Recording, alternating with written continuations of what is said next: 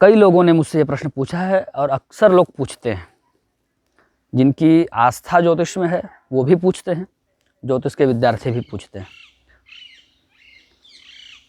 उनका प्रश्न है, क्या ज्योतिष ठग विद्या है? हो सकता है आप दर्शकों के मन में भी ये जिज्ञासा हो। जो लोग इसे सही मानते हैं, जो लोग इसका अनुभव कर रहे हैं, जो लोग अध्ययन कर रहे हैं, उनके पास भी एक सही युक्ति इस प्रश्न का उत्तर देने के लिए चाहिए। वो अनुभव करते हैं कि ऐसी कुछ युक्ति होनी चाहिए ताकि इस तरह की जिज्ञासाओं का समाधान किया जा सके। जो लोग इस प्रश्न को एक जिज्ञासा की तरह, जो लोग इस प्रश्न को एक चैलेंज की तरह लेकर के प्रस्तुत करते हैं, उन दोनों का ही समाधान आज इस वीडियो के माध्यम से मैं करने का प्रयास करूंगा।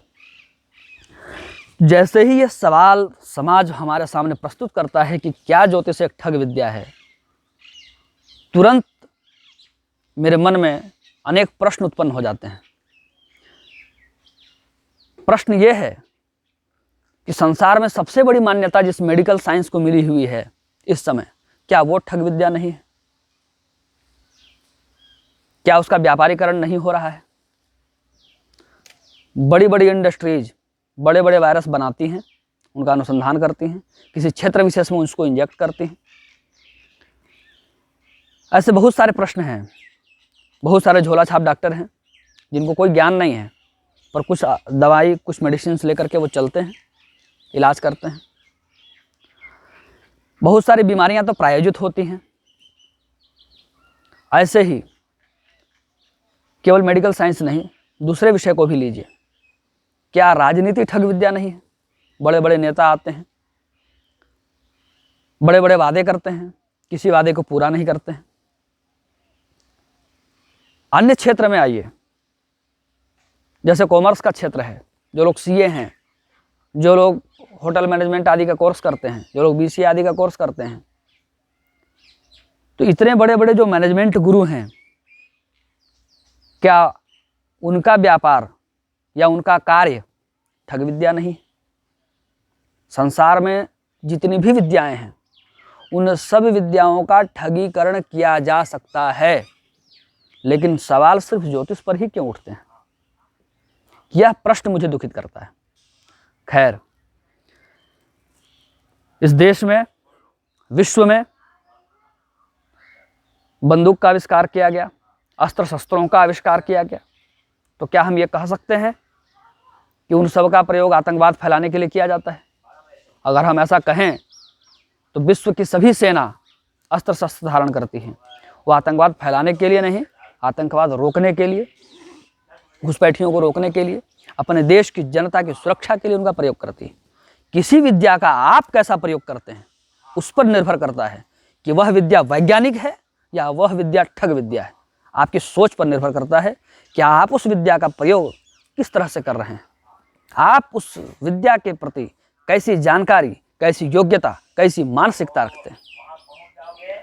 ज्योतिष पढ़ने के लिए सिद्धांत शिरोमणि में बहुत बड़ा शर्त भास्कराचार्य ने रखा। आज कोई भी ज्योतिष के विद्यार्थी उस शर्त को पूरा नहीं करते हैं। 1%, 2%, 3% विद्यार्थी ही होंगे जो उस शर्त को पूरा कर रहे होंगे।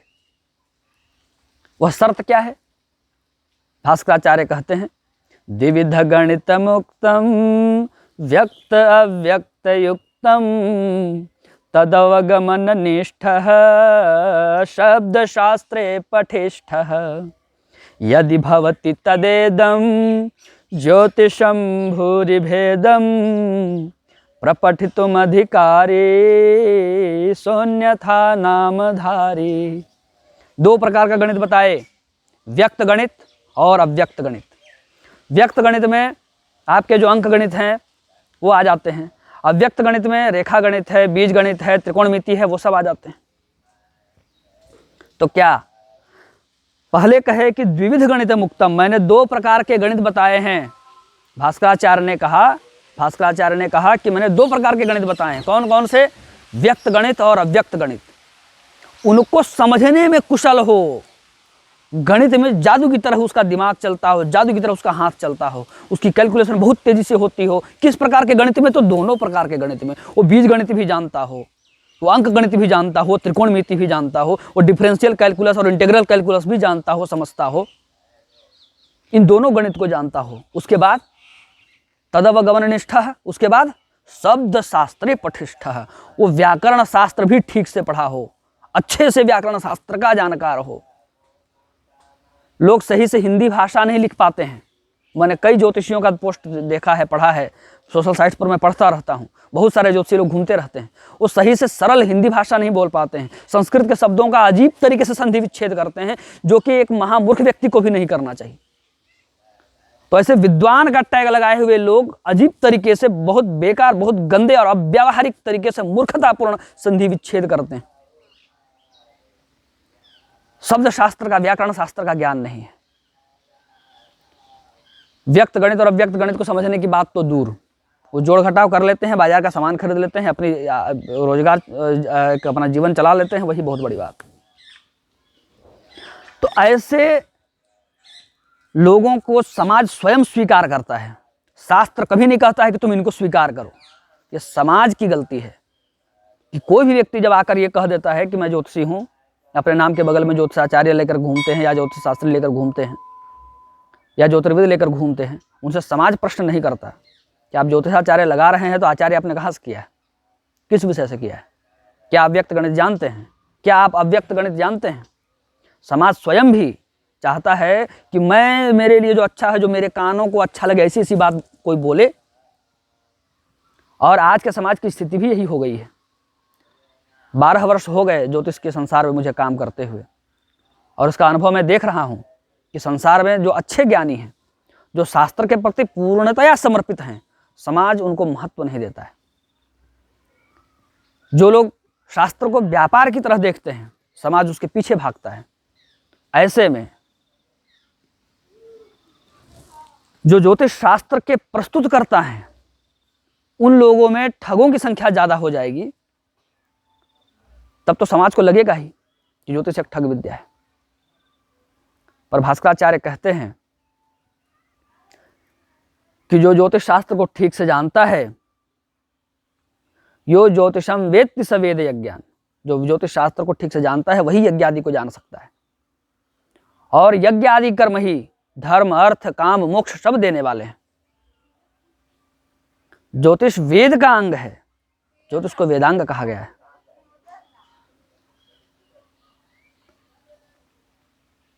ज्योतिष शास्त्र में या ज्योतिष शास्त्र की दुनिया में ठगों की भरमार हो गई है।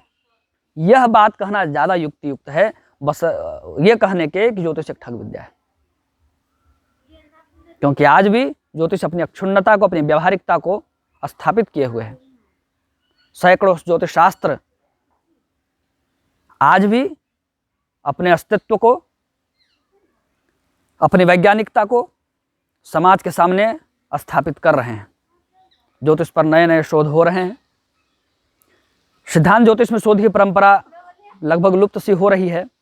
आज विज्ञान की अन्य शाखाएं उस पर शोध कर रही हैं। लेकिन समाज को यह बात जानना चाहिए और मानना चाहिए कि जो अज्ञानी लोग हैं, वे लोग ही ज्योतिष को ठग विद्या मान सकते हैं या ठग विद्या कह सकते हैं। जिनके अंदर तर्क कौशल है, जो वैज्ञानिक सोच रखते हैं, वैज्ञानिक सोच को मानते हैं, वैज्ञानिक सोच को स्वीकार करते हैं, बुद्धिजीवी हैं, ऐसे लोग जो ज्योतिष शास्त्र के मर्मज्ञ हैं, ज्योतिष शास्त्र के मर्म को समझते हैं, वो कभी इसे ठग विद्या नहीं मानेंगे। बृहत संहिता में वराह मिहिर ने भी ऐसे लोगों को नक्षत्र सूची कहा है, नक्षत्र सूची कहा है, बहिष्कार किया है ऐसे लोगों का। नक्षत्र सूची ज्योतिष जगत में बहुत बड़ी गाली है ठग ज्योतिषियों के लिए। ऐसे लोगों को नक्षत्र सूची कहा है, बहिष्कार किया है। भास्कराचार्य ने उनको नामधारी ज्योतिषी कहा है, बस ज्योतिष का नाम लेकर घूमने वाले हैं। शास्त्र ने कभी ऐसे लोगों को मान्यता ही नहीं दी। ऐसे लोगों को मान्यता समाज देता है, और फिर वही समाज आकर हमसे पूछता है क्या ज्योतिष एक ठग विद्या है। यह सवाल आप हमसे नहीं, आप स्वयं से करें। हमारे ऋषियों मुनियों के द्वारा प्रणीत ग्रंथ, वेद से निकला हुआ ग्रंथ, समाज को सदियों से एक मार्ग प्रशस्त करता हुआ, मार्ग दिखाता हुआ, मार्गदर्शन करता हुआ ग्रंथ क्या ठग विद्या हो सकता है? स्वयं से प्रश्न करें। जय श्रीमन नारायण।